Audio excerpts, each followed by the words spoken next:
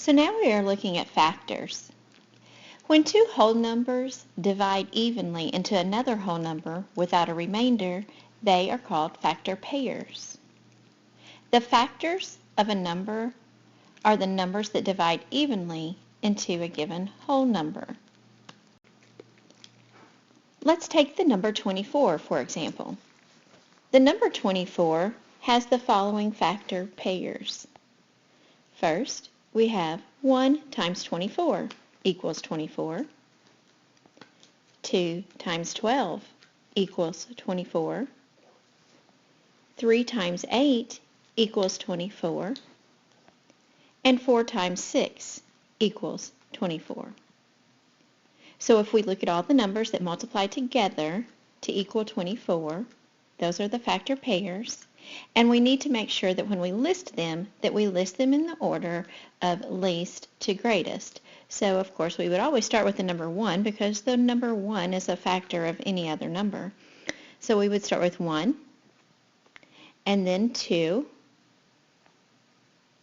and then 3, 4, 6, 8, 12, and 24. Again, notice that the factor pairs are the two numbers that multiply together to get 24. Let's take a look at another number. Here we want to list all the factors of the number 16.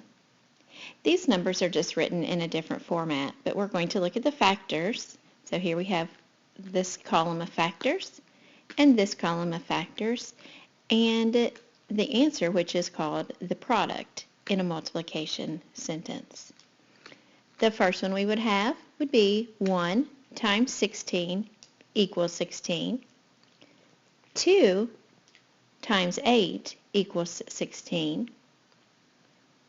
4 times 4 equals 16. And then, of course, 8 times 2 equals 16, which if we think about our different properties, this is the commutative because here we had 2 times 8, and that is the same thing as 8 times 2. And the last one we have is 16 times 1 equals 16, but once again, following the commutative property, we have 1 times 16 and 16 times 1, which are the same thing. So it's very important that we remember that without duplicating the numbers listed in the chart, we have 1, 2, 4, 8, and 16. So we would list them as 1, 2, 4, 8, and 16.